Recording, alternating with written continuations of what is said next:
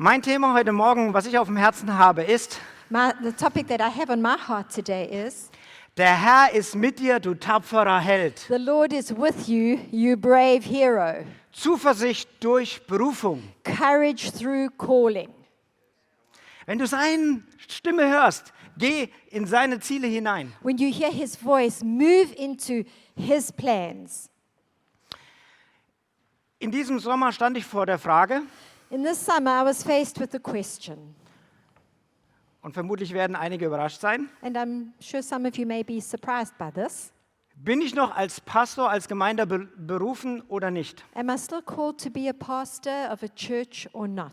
Über einige Monate habe ich über diese Frage wirklich ernsthaft nachgedacht. And for some months, I actually thought very seriously about this question. Und meine Frage war: Wie sieht Gott mich? And my question was, how does God see me? Und es gab sicherlich viele Gründe, das zu bejahen. And of course, there were grounds why I was asking this, why I said yes. Aber es gab eventuell auch ein paar Gründe, das zu bezweifeln. But there were also grounds why I was doubting this. Aber ich war mir nicht so richtig sicher, ob diese eventuellen Gründe wirklich berechtigte Gründe sind. But I wasn't really absolutely convinced that this answer was yes. Und ich wusste, ich brauche einfach neu eine Bestätigung von Gott, wie er mich sieht. And I knew that I just needed another confirmation from God of how he saw me. Denn nur dann würde ich wissen, dass Gott hinter mir steht, mir Gelingen und seinen Segen gibt. Because then I would know for sure that God was there with me, that it would go well, that it would be a success, and that he would see me. Und ich würde dann viel entschlossener und viel mutiger die Gemeinde leiten. And I would lead the church with far more courage. Und dann hatten wir im Sommer eine längere Auszeit von 6 Wochen.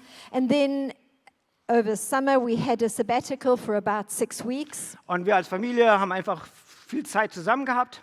And as a family we had a lot of time together. Aber dann habe ich mir auch bewusst 5 Tage genommen, um Zeit mit Gott zu haben. But then I consciously or intentionally took 5 days where I was totally alone with God. Und dann war ich in der Ferienwohnung, saß im Bett. And I was in a holiday apartment and I was sitting in bed or sitting on the bed. Und ich frage so Gott, wie siehst du mich? And I said, God, I called out, God, how do you see me? Bin ich noch ein Pastor oder nicht mehr? Am I still a pastor or not? Ich meine, ich habe ja auch noch was Richtiges gelernt. I mean, I've learned the right things. Ich meine, ich bin ja auch vom Beruf her eigentlich Sozialpädagoge. I was actually a social pedagogic or a social educator. That's Wobei da würden auch einige sagen, naja, And others say, oh, yeah, Laberbacke. talk, Ja. social pedagogic. Aber ich habe wirklich gefragt, Gott, wie siehst du mich? But I really asked God, how do you see me? Und als ich ihn so frage, Gott, wie siehst du mich, merke ich, wie er mir eine Frage stellt. And as I asked that, I felt God was asking me a question. André, was hast du ganz tief in deinem Herzen, wirklich auf deinem Herzen, in deinem Herzen, und welche Leidenschaft ist in dir? André, what do you have on your heart? What do you have in your heart? And what passions are you experiencing? Und ich muss von ganzem Herzen sagen, Gemeinde leiten. And I could say with my whole heart to lead a church. Ich habe tatsächlich darüber nachgedacht, könnte ich mir das vorstellen, irgendwo als Sozialarbeiter mit Kindern, Jugendlichen oder Erwachsenen zu arbeiten. I'd asked myself, could I really imagine myself as a social worker to be working with youth and with children? Aber ich musste sagen, nein, eigentlich nicht wirklich. But actually not really. Und als das so aus meinem Herzen herauskam, And as this came out of my heart, spüre ich, wie Gott dafür so eine Bestätigung und so einen Frieden tief in mein Herzen I schenkt. just sensed how God was giving me a confirmation and a peace about this. Und mit diesem Moment wusste ich, ich kann wieder mit Zuversicht und mit Mut an die Arbeit gehen. And I knew at that moment that I could continue with courage in this work. Weil ich wusste, dass Gott, mein Auftraggeber, hinter mir steht. Because I knew that God, who's the one who gave me this commission, He is standing with me. Ich habe seine Autorität im Rücken. I have His authority in my back, behind Und me. vielleicht geht es dir ähnlich. And maybe you feel like this as well. Du hast eine verantwortliche Aufgabe. You have a responsible position. Du bist ein Vater oder bist eine Mutter in deiner Familie. You're a father or a mother in your family. Du hast eine Verantwortung in deinem Beruf. You have responsibility in your job. Vielleicht hängt viel Geld dran, hängt viel Image dran. Maybe there's a lot of money that is part of that. Maybe your image is very important. Du hast Verantwortung und beeinflusst viele Menschen. Maybe you have a lot of responsibility towards many people. Du hast eine Aufgabe in deiner Gemeinde. Maybe you have a position in the church. Du leitest einen Hauskreis, du leitest die Kinder- oder die Jugendarbeit. Maybe you lead a home group or you lead the children's ministry Oder du leitest irgendeinen Bereich. or you lead some area. Und viele von euch leiten eine ganze Gemeinde. And many of you actually lead a whole church. Ich werde euch immer wieder mal Fragen stellen.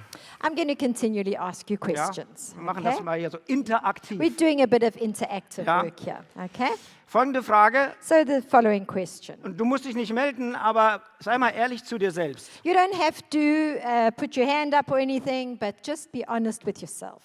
Hast du schon mal an dir und der Fähigkeit, das, wo du Verantwortung für hast, das gut zu können und dort richtig zu sein? Have you at times had Hast du schon mal je daran gezweifelt, an der Have Aufgabe, you- die du yeah. tust und an dir have you selbst? at times had doubt concerning what you do about your calling? Das Gefühl, ich bin nicht mehr gut genug. That feeling, I'm not good enough anymore. Ach, weißt du was, ich gebe es auf, lass mich doch alle in Ruhe. You know, I'm just giving up. Just leave me in peace. Wenn das so ist, dann stelle ich dir die Frage, warum hast du gezweifelt? When that is the case, I want to ask, why have you doubted? Was waren für dich dort die Gründe? What are the grounds leading to that? Welche Folgen hast du dir ausgemalt?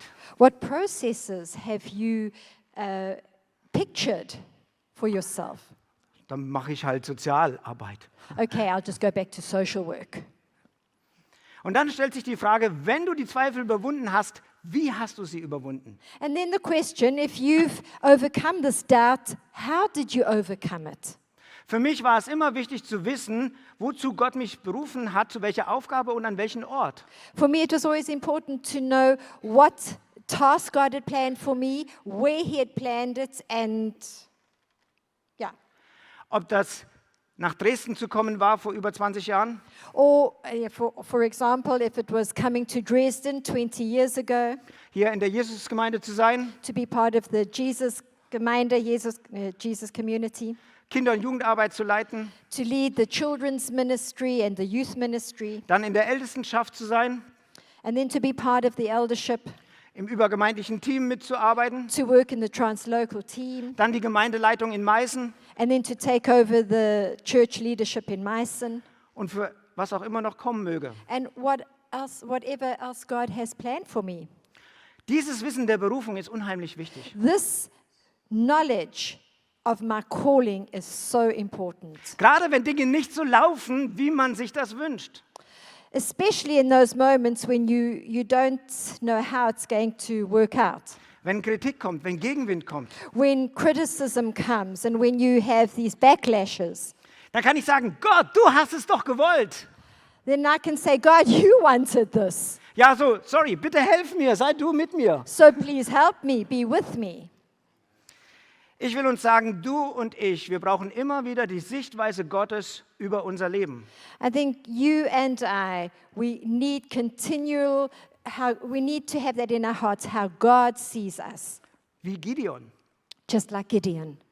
Und ich möchte mit euch Gideon anschauen. And I want to have a look at Gideon, look with you. Wir schauen an Richter Kapitel 6 ab Will- Vers 12. We'll look at Judges 6 from verse 12.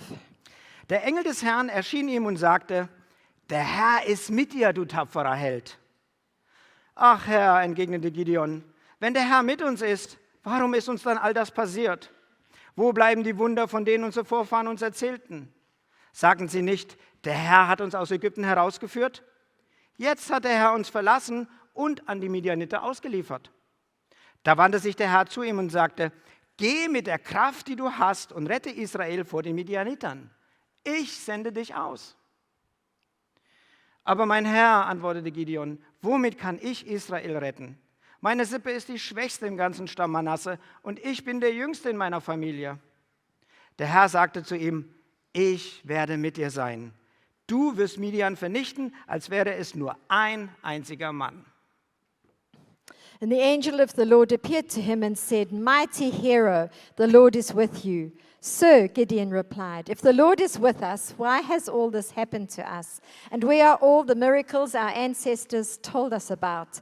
Didn't they say the Lord brought us out of Egypt? But now the Lord has abandoned us and has handed us over to the Midianites. Then the Lord turned to him and said, go with the strength you have and rescue Israel from the Midianites. I am sending you. But Lord, Gideon replied, how can I rescue Israel? My clan is the weakest in the whole tribe of Manasseh, and I am the least in my entire family. And the Lord said to him, I will be with you, and you will destroy the Midianites as if you were fighting against one man. Die Botschaft des Tages, The message of the day. ja, the message of the day, okay? The message of the day. Ja, richtig. Ich muss das manchmal auf Englisch sagen, weil da kann man manches viel enthusiastischer sagen. I must say that in English sometimes because you can say it so much more enthusiastically. Gott sieht Gideon anders, als Gideon sich selbst sieht. God sees Gideon differently to the way Gideon sees himself. Gott sieht Gideon anders, als Gideon sich selbst sieht. God sees Gideon differently to the way Gideon sees himself. Du tapferer Held. You brave hero. Und diese Aussage hat Auswirkungen auf sein Tun und auf seinen Dienst. And this declaration had influence on the way he saw himself and then what he would do. Da kommt Gott und fordert ihn auf, gegen die Midianiter zu kämpfen und das Volk zu retten. And then God comes and asks him to fight against the Midianites and save his people. Was? Ich? What about me? Naja, ich bin Teil der schwächsten Sippe und bin der Jüngste in meiner Familie. I'm the weakest in I'm the part of the smallest clan and I'm the weakest in my family.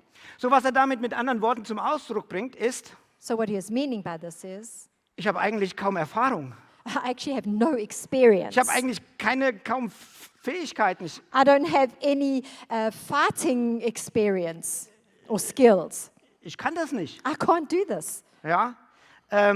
Ich habe kein Buch geschrieben mit 10 Wege, die Midianiter zu besiegen. I've never written a book on how to conquer the Midianites with 10 steps. Und ich habe kein Buch geschrieben mit einem Vorwort von 10 geistlichen Leitern mit tollen Referenzen, wie toll das Buch ist. And I've never written a book with these amazing people that have done the forward of how amazing I am. Ja. Nee. No. Eine Frage, die ich uns stellen möchte. And a question I want to ask us. Würde Gideon mit solch einer Einstellung die Aufgabe gegen die Midianiter zu kämpfen annehmen? Would Gideon, with this attitude, would he take this on to kill the Midianites? This task? Nein. No. Er wäre da geblieben, wo er war, beim Dreschen. He would have just stayed there where he was, threshing. Er hätte nichts gewagt. He wouldn't have taken a risk. Er wäre kein Risiko eingegangen. He would have not Er hätte keine Verantwortung taken a risk. übernommen. He wouldn't have taken any responsibility. Er hätte on. nichts geleitet He wouldn't have led anything. und deshalb hätte er auch nichts verändert. And that's why nothing would have changed. Er hätte Israel nicht gerettet. He wouldn't have saved Israel. Durch ihn wäre der Wille Gottes nicht passiert. And through him, God would not have had his will being done. Er hätte den Erfolg verpasst. He would have missed the success of this. Er hätte das Wunder Gottes verpasst. He would have missed the miracles of God. Sehr, sehr schade. It would have been very, very sad. Oder? Schade. Do you agree? It would have been very sad.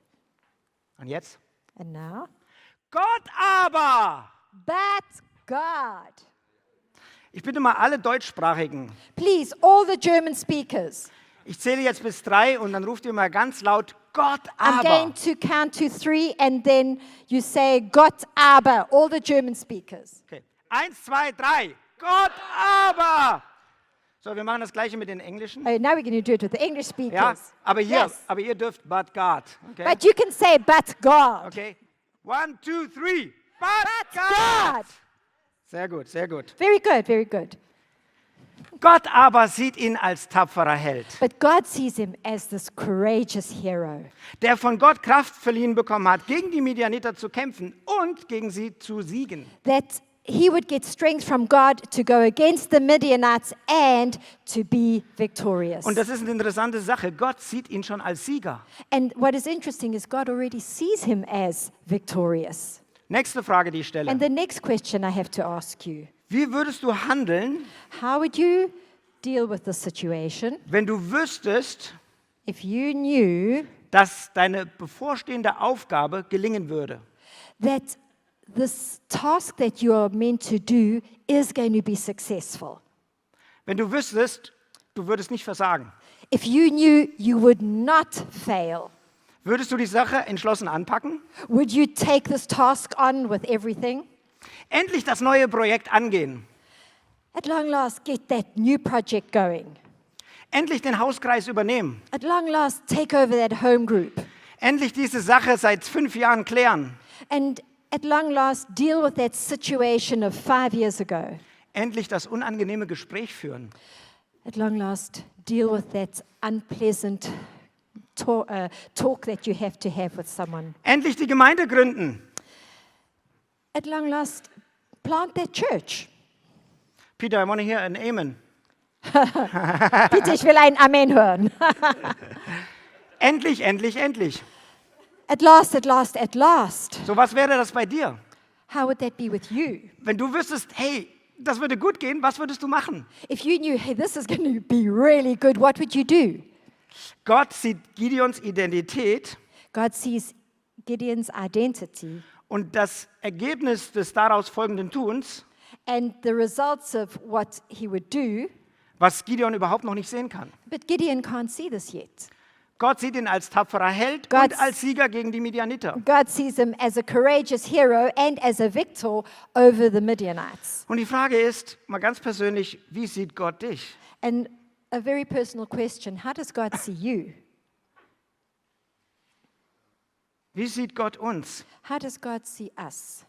Welche Aufgabe und welchen Erfolg sieht er schon bei dir? What task and what success does he already see with you? Hörst du Gottes Reden? Do you hear his voice? Hörst du Gottes Reden durch prophetische Worte, die er in dein Leben gesprochen hat, vielleicht gestern? Do you hear his voice through the prophetic words that he's already spoken to you? Vielleicht Rema-Worte aus der Bibel, die dich persönlich voll angesprochen haben. Maybe rhema words from the word that he's already spoken to you Gott about. spricht durch Meinung anderer Leiter oder Freunde. God also speaks through other leaders or friends. So, die Frage ist, wie bekommst du und ich, wie bekommen wir Zuversicht für unseren Dienst? And the question then is, how do we gain this confidence for our ministry? Finde heraus, wie Gott dich sieht und welche Aufgabe er für dich hat. Find out how God sees you and trust him for the task that you have. Und vertraue Gott, wenn er eine spezielle Aufgabe für dich hat, And trust God that if he has a special task for you, das nur macht, weil er weiß, dass du es von seiner Seite her schaffen wirst. that he knows that you'll only be able to be successful if you do it with his view.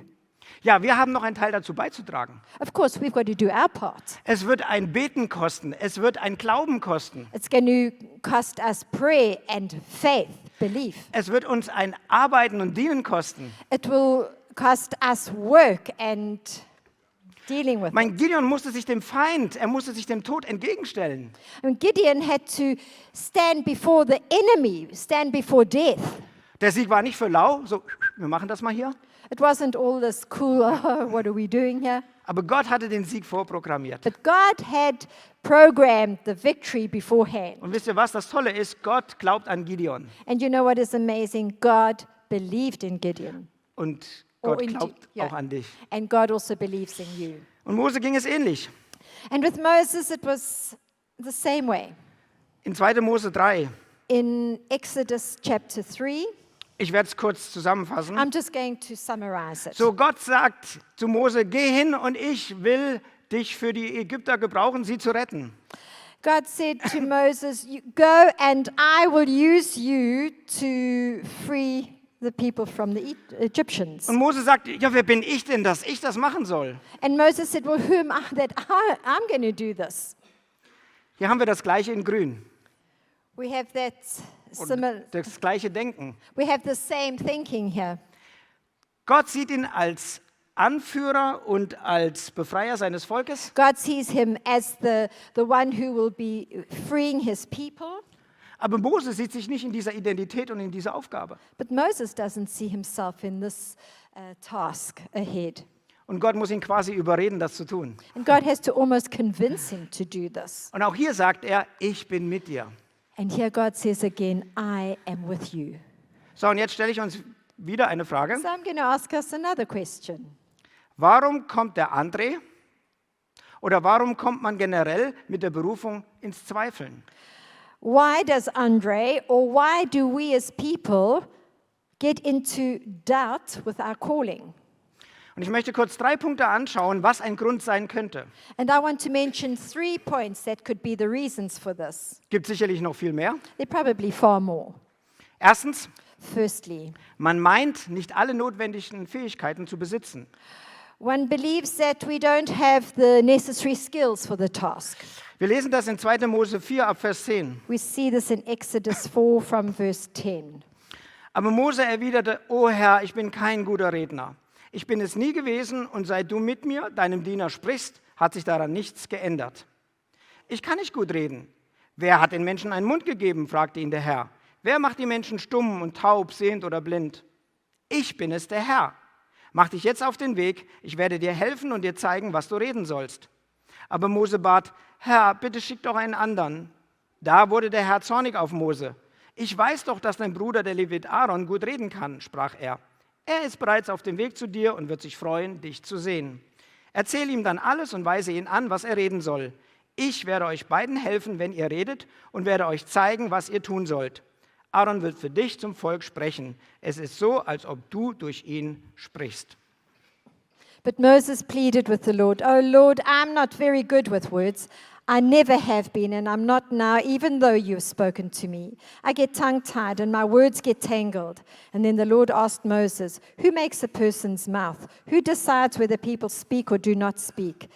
Hear or do not hear? See or do not see? Is it not I, the Lord? Now go, I will be with you as you speak, and I will instruct you in what to say. But Moses again pleaded, Lord, please send anyone else. Then the Lord became angry with Moses. All right, he said, what about your brother Aaron the Levite? I know he speaks well, and look, he is on the way to meet you now. He will be delighted to see you. Talk to him and put the words in his mouth. I will be with you both as you speak, and I will instruct you both in what to do. Ja. So Mose sieht seine Begrenzungen So Moses sees his limitations, und das ist auch okay. and that's okay. Die sehe ich bei mir auch. I see that with me as well. Aber Gott sieht seine Möglichkeiten. But God sees the possibilities, his abilities. Denn Gott ist in der Lage, ihn zu befähigen, zum Reden zu befähigen, weil er der Schöpfer ist. And God is in the position to equip him with what he needs to say because he is the creator. Aber das Problem ist, dass Mose stur ist und das nicht annehmen kann. But the problem was that Moses was stubborn and he didn't want to receive this. Kennst du das? Do you know that? Es fällt dir schwer, irgendwas anzunehmen. It's difficult for you to accept something. Ich kann das nicht. I can't do this. Und dann wird Gott sogar zornig und wird sauer. And God gets angry. Aber geht doch schlussendlich auf Mose ein und gibt ihm Aaron als Hilfe. But then he does come to Moses and says, okay, here's Aaron. So Gott entlässt ihn nicht aus der Berufung So God doesn't pull him out of that calling, und findet einen Plan B, ihm dort zu unterstützen. but he finds this plan B to support him. Aber es ist eigentlich nicht das, was Gott wollte. But it wasn't actually what God wanted. Frage: The question. Was wäre, wenn Mose Gott zugetraut hätte, ihn zum Reden zu befähigen? What would have happened if Moses had trusted God to give him the ability to speak? Was würde mit dir, jetzt ganz ehrlich gesprochen, was würde mit dir und mit mir noch passieren können, wenn wir Gott mehr für unsere Berufungen zutrauen würden? What would happen, now I'm speaking very personally, what would happen if you trusted God to give you the ability for all you need for your calling? Klar hören wir alle gerne, oh, Gott hat mehr für dich und Gott wird dich für Großes gebrauchen. And it's very clear, we say, oh, God has more for you and He's going to want to use you for far more. Aber wenn wir uns angucken, dann denken wir oft, nee, das kann ich nie. But when we look at ourselves, we think, no, I don't think so. Wo sagst du, das kann ich nicht? Where do you say, I cannot do that? Gott befähigt dich mit jeder Gabe, die du für deine Aufgabe brauchst. God equips you with everything that you need to use your gifting. Und er wird dich nicht befähigen mit dem, was du nicht für deine Aufgabe brauchst. And He wouldn't give you the ability to do something that you don't need to do for your task. Ich bin nicht wirklich als Lobpreiser berufen, deswegen habe ich eigentlich wenig Sehnsucht, da zu sagen, mehr Gott, mehr von dir. I'm not called to be a worship leader. That's why I wouldn't say, I want more for this, Lord. Aber Gott hat mir Gemeindeleitung ins Herz gegeben. But God gave me the task of leading a church and put that in my heart. Und wenn er mich da beruft, dann ist es von seiner Seite möglich, dass ich das schaffe. And when He has called me to this, then I know that He will equip me for this and I will be able to do it. So wie sieht Gott dich und welche Aufgabe sieht er für dich? So how does God see you and how does He see the task that He's planned for you? Zweitens, Secondly, ein Grund, warum man zweifeln kann, ein weiterer Grund, warum man zweifeln kann, another reason why we can have doubt. scheinbarer Misserfolg. Apparent failure. Und ich habe in den letzten Wochen eine Bibelstelle gelesen, die ich zwar schon kannte, aber mir ist etwas ganz Besonderes und Interessantes aufgefallen. I read a particular Bible passage of scripture in the last while, and it's a passage that I know very well, but suddenly something jumped out at me. Das sind ein paar Verse, aber bitte lest sie mit mir. There are a few verses here, but please let's read this together. In Richter 20, In Judges 20, da ist Israel im Kampf gegen Benjamin. Israel is fighting against Benjamin. Okay, ab Vers 8. From verse 8. Vor der Schlacht gingen die Israeliten nach Bethel und fragten Gott, welcher Stamm soll im Kampf gegen Benjamin den Anfang machen? Der Herr antwortete, Juda soll als erstes gehen. Früh am nächsten Morgen brachen die Israeliten auf und lagerten sich in der Nähe von Gibea. Dann zogen sie los, um Benjamin anzugreifen und stellten sich vor die Stadt zum Kampf auf. Doch die Krieger von Benjamin stürmten aus der Stadt heraus und töteten an diesem Tag 22.000 Israeliten auf dem Schlachtfeld. Die Israeliten fassten neuen Mut und stellten sich wieder an dem Ort auf, wo sie am Tag vorher gestanden hatten. Denn sie waren nach Bethel hinaufgegangen und hatten bis zum Abend vor dem Herrn geklagt. Sie hatten den Herrn gefragt, sollen wir noch einmal gegen unseren Bruder Benjamin kämpfen? Und der Herr hatte geantwortet, zieht hinauf und kämpft gegen ihn. Also zogen sie am zweiten Tag wieder gegen Benjamin in den Kampf. Doch die Krieger von Benjamin kamen ihnen auch an diesem Tag aus der Stadt entgegen und töteten weitere 18.000 Israeliten, alles erfahrene Schwertkämpfer. Da gingen die Israeliten, das ganze Volk, noch einmal hinauf nach Bethel und blieben weinend vor dem Herrn und fasteten bis zum Abend. Sie brachten dem Herrn Brandopfer und Friedensopfer dar und sie befragten dort den Herrn. Denn damals stand die Bundeslade Gottes in Bethel und Pinjas, der Sohn von Eleazar und Enkel von Aaron, diente zu jener Zeit als Priester. Er fragte den Herrn, sollen wir weiterhin gegen unseren Bruder Benjamin kämpfen oder sollen wir es lassen? Before the battle, the Israelites went to Bethel and asked God, which tribe should go first to attack the people of Benjamin? The Lord answered, Judah is to go first. And so the Israelites left early the next morning and camped near Gibeah. Then they advanced towards Gibeah to attack the men of Benjamin. But Benjamin's warriors, who were defending the town, came out and killed 22,000 Israelites on the battlefield that day.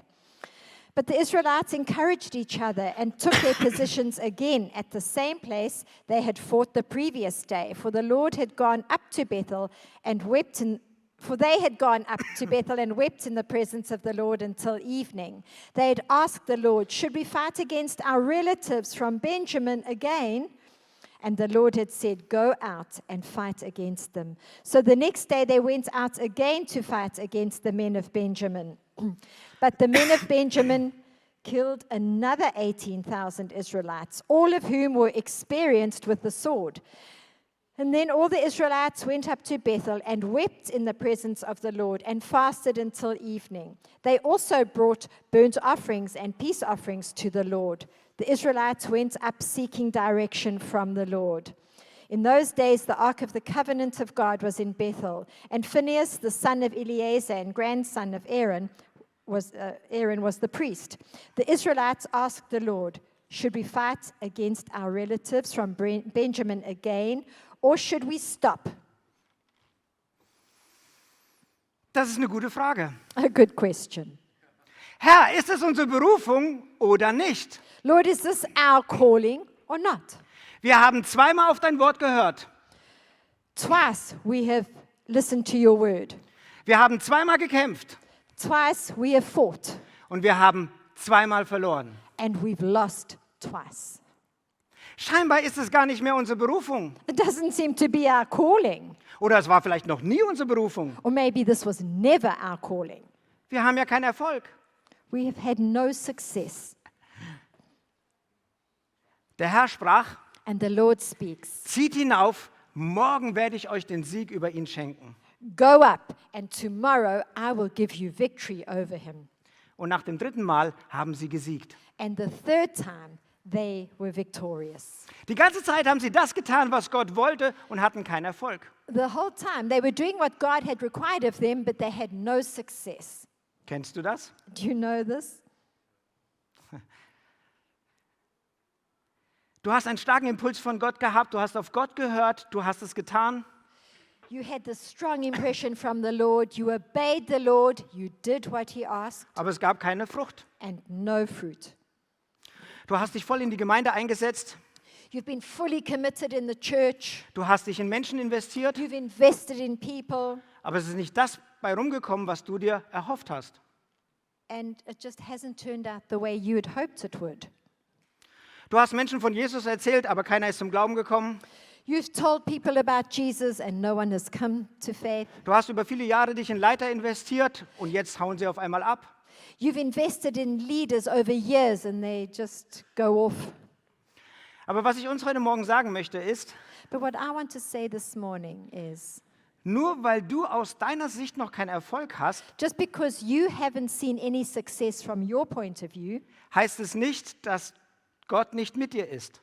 does not mean that God is not with you. Bitte?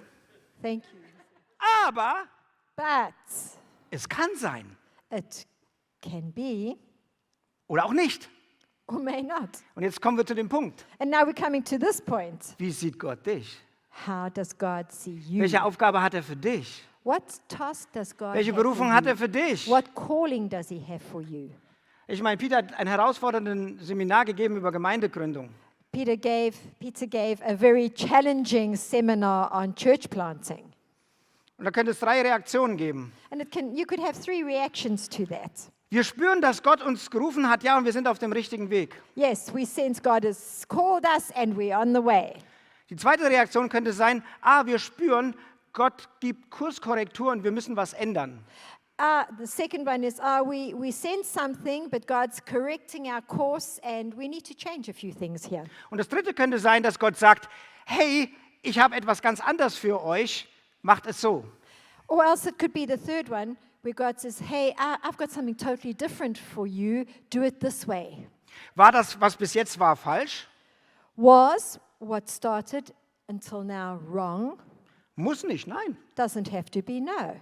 Wir können es vielleicht nicht immer erklären, We can't always explain these things, aber in dieser Situation zeigt Gott dir was anderes but in this situation, God is showing something else to you, und dann sollen wir ihm vertrauen. and we need to trust Him. Warum ist das Volk Israel 40 Jahre da hingegangen? Ich weiß es doch ohne. Why did Israel have to go there for 40 years? I don't know. Wisst ihr, was wir hier lernen können ist, You know what we can learn here?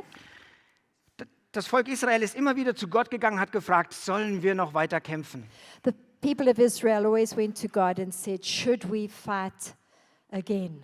So sie brauchten den Ruf von Gott, zu wissen, Gott ist mit ihnen. They needed that call of God to know that He'd be Und with ich them. ermutige dich, wenn du dir unsicher bist, frage bei Gott nach, bin ich noch richtig? Ist das so? And I just want to encourage you, if you have those questions, ask God and He will tell you. Okay, der dritte und letzte Punkt, The third and the last point. warum man ins Zweifeln kommen kann, Why can we come into this doubt? ist Kritik von anderen. Criticism from others. Kennt ihr sowas? Do you know this? Have you experienced that? 1. Timotheus 4, Vers 12. 1 Timothy 4, verse Da 12. schreibt Paulus an den Gemeindeleiter Timotheus, There, Paul is writing to the church leaders. niemand soll dich verachten, weil du noch jung bist. Sei allen Glaubenden ein Beispiel mit deinem Reden, mit deinem Tun, mit deiner Liebe, deinem Glauben und deiner Reinheit. Don't let anyone think less of you because you are young. Be an example to all believers in what you say, in the way you live, in your love, in your faith, and in your purity. Was ist, wenn andere dir die Fähigkeit, die Erfahrung, die Persönlichkeit und die Reife für deinen Dienst absprechen? What if others look down on your ability, your experience, your personality, the maturity for the ministry? Ich meine, das ist Timotheus passiert. That happened to Timothy. Ja, da hat man gesagt, der ist noch grün hinter den Ohren, der kann doch noch gar keine Gemeinde leiten. They said he's still wet behind the ears, he's so young, he can't lead a church. Ja. Der kommt doch gerade erst aus der Schule. Wie soll denn der das machen? He's basically just finished school, how can he do that? Ja. Ich weiß nicht, ob Timotheus das gehört hat, I don't know if Timothy heard that, aber bestimmt wird Paulus das gehört haben. but I'm sure Paul heard that. Sonst hätte er ihm nicht ermutigt zu sagen, niemand verachtet dich, weil du jung bist. Otherwise, if it wasn't that Paul had heard that, he wouldn't have said to Timothy, don't let anyone despise the fact that you're so young. Vielleicht kam Timotheus auch an den Punkt und hat gefragt, bin ich überhaupt Gemeindeleiter? Maybe Timothy had got to that point where he'd asked, am I actually a church Und ist leader? zu seinem Mentor, zu seinem geistlichen Papa gegangen und hat gesagt, du Paulus, ich weiß nicht, wie siehst du mich oder wie sieht Gott mich? And maybe he went to his mentor or spiritual dad and said, Paul, what do you think? How do you see me? How does God see me? Ich bin noch zu jung, oder? I'm too young, hey? Timotheus, nein, du bist nicht zu jung. No, Timothy, you're not too young. Niemand soll dich verachten, lass sie reden. No one should despise you. Let them talk. Gott hat dich doch berufen, oder? God's called you. Not so? Ja. Yeah. Okay, dann los. Okay, then get going. Pajom, pajom. Ha. Ich habe vor einiger Zeit mit jemandem aus unserer Gemeinde ein Gespräch gehabt über Gemeinde. A little while ago, I had a talk to someone out of our church about the church. Und er hatte so ein paar Anmerkungen, ja, vielleicht ja, kritische Anmerkungen über das eine oder andere. And he had a few criticisms that he had to pass on about things that were happening in the church. Und dann hat er versöhnlich zu mir gesagt, And then he said in a very restorative way, André, du kannst gut mit Kindern und Jugendlichen. Andre, you do so well with children and youth. Punkt. Full stop. Das ist doch ein schönes Kompliment, oder? It was a good compliment, right? Und in der Tat, ich habe ein Herz für Kinder und Jugendliche. Ja? And that's true. I do have a heart for children and youth. Dann habe ich kurz gescannt. But I scanned this whole thing. Habe ich gedacht, also laut meiner Definition von Pastor According to my understanding of pastor, ist ein Pastor verantwortlich für Kinder, für Jugendliche und für Erwachsene. a pastor is responsible for children, for youth, and for the adults. Okay, dann habe ich überlegt, okay, was bedeutet das jetzt? So I thought, now, what is he trying to say? Bin ich überhaupt als Pastor berufen? Am I called to be a pastor? Gott, wie siehst du mich? God, how do you see me? Und innerlich hat das ein bisschen hin und her gekämpft. And I had this struggle, this internal struggle for a while. Und wenn ich unseren Hauskreis anschaue, den Kathi und ich leiten, When I look at the home group that Kati and I lead, so wir haben ein paar junge Erwachsene da drin. we have some young adults there, Die größte Mehrheit sind Erwachsene plus minus wir. but the majority are adults, like we are. Und die Ältesten der Gemeinde sind bei uns im Hauskreis. And the oldest person in the church is also with us in our home group. Und ich habe das Empfinden, wir haben eine tolle Dynamik und alle freuen sich und haben eine gute Beziehung. And I've had the impression that we are all enjoying it and we're doing this well together and it's successful. Paulus sagt zu Timotheus, niemand verachte dich, weil du jung bist. Paul says to Timothy, don't let anyone despise your youth. Mach das weiter, was Gott dir ins Herz gegeben hat. Continue with what God has placed in your heart Und erfülle deine Berufung. and fulfill your calling. Wisst ihr, ich brauche immer wieder zu hören, wie Gott mich sieht. You know, I continually need to hear how God sees me. Und mein Name ist André. My name is André. Und wisst ihr, was er bedeutet? You know what that means?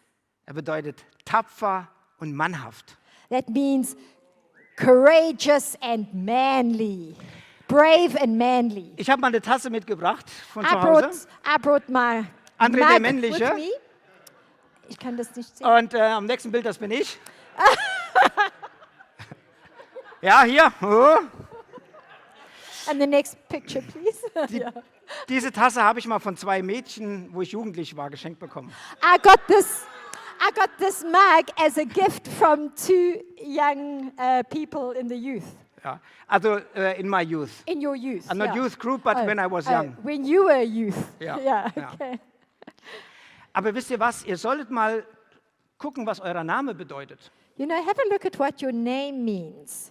Wisst ihr, das ist für mich so eine Ermutigung, dass meine Eltern mir diesen Namen gegeben You haben. know, it's such an encouragement for me to know that my parents gave me this name. Ich, André, wo wir im Sommer in Bayern waren im Urlaub, Me, André, when I was in Bavaria in summer, ich habe Angst vor Mäusen. I was scared of mice. In der Wohnung, wo wir 2 Wochen gewohnt haben, In the apartment where we were staying for 2 weeks, wir hatten 2 Mäuse. we had 2 mice. Eine in der Küche und eine im Wohnzimmer. Oh, one in the kitchen and one in the lounge. Oh. André, sei mannhaft. André, be a man. Aber wisst ihr was? Ich habe dann neulich im Urtext in der Bibel meinen Namen als Bedeutung gefunden in der Bibel. But you know what happened? I actually looked and found my name in the original translation of the Bible and what it meant. In 1. Korinther 16,13, In 1 Corinthians 16:13, da steht, wachet, steht fest im Glauben, it says, watch, stand firm in faith, sei mannhaft, be manly. andrizomai, It means, the translation is andrizomai. Andrizomai. seid stark. Be strong. Und ich habe gesagt, hey, das will ich sein. And I said, hey, that's what I want to be. Ich bin das noch nicht so, wie ich mir das eigentlich wünsche. I'm not there where I actually want to be. Kati kann das bestätigen. Kati can confirm that. Oh. Und sie unterstützt mich darin, das zu werden. And she is supporting me to become that. Aber ich möchte euch heute Morgen eins zusprechen. But I want to say this morning, Seid André. be André. Seid André. Be André. Jetzt werden die Frauen sagen, hä, was? And the girls, the ladies will say, huh? Seid What? Andrea. Be Andrea. Ja, Andrea. Be Andrea. Neue Berufung heute. Because you have a calling. Aber wisst ihr was, wenn du an deiner Aufgabe oder deiner Berufung zweifelst, But I want to say, if you are doubting your calling and the task you are busy with, dann geh neu zu Gott und lass dir zeigen, wie er dich sieht und welche Aufgabe er für dich sieht. then go to God and ask Him to show you how He sees you and how He sees your calling. Und bezüglich der Aufgabe, And regarding the task, ist das noch dein Platz? is this still your place? Dann geh weiter mit Gott im Rücken. Then yes, if yes, then keep going with God behind you. Ist es nicht mehr deine Aufgabe? If it's not your place and your task, Dann hat er etwas anderes. then He's got something else for you. Geh weiter mit Gott im Rücken. Go forward with God in your back, behind you. Mit ihm im Rücken bekommst du eine Zuversicht für deine Berufung. With Him supporting you, you get a confidence with your calling. Du wirst mutig und packst Dinge an. You'll you'll be courageous and you'll tackle things. Du predigst mit Vision. You'll preach with vision. Du sorgst für Klarheit und Ordnung. You'll provide clarity and order. Du konfrontierst Sünde. You'll confront sin. Und du ermutigst die Niedergeschlagenen. And you'll encourage the downhearted. Ich möchte schließen mit einem Bild. I just want to close with a picture. Als wir im Sommer in Bayern waren, da sind wir mit dem Sessellift auf den Berg gefahren. In summer, when we were on vacation in Bavaria, we went in one of these chairlifts. Und ich saß mit unserem Sohn Leon, der ist 8 Jahre, saß ich dann in so einem Sessellift und sind auf den Berg gefahren. I said to Leon, should we do this? And he said yes, so we went to the top with this chairlift. Und als ich so mit ihm hochgefahren bin, habe ich so für mich gedacht, er würde nie alleine hochfahren. And as we were going up in this chairlift, I thought to myself, he would never do this on his own. Und ich habe gedacht, ich hätte das als Kind auch nicht gemacht, alleine dort hochzufahren. And I thought to myself, I would not have done this as a child on my own, gone up there. Ich hätte Angst gehabt, dass ich runterfallen könnte. I would have been afraid that I would fall down. Aber weil Leon wusste, Papa ist da, war er wie immer zuversichtlich. But because Leon knew that Daddy was there, he was, as always, very confident. Ich will euch eins zum Ende sagen. I want to say something at the end now. Der Herr ist mit dir, du tapferer Held, du tapfere Heldin. The Lord is with you, you brave, courageous hero, you courageous heroine. Erfülle deine Berufung, erfüllt eure Berufung, macht es. Walk in your calling, fulfill your calling. Amen. Amen. Amen. Okay, danke.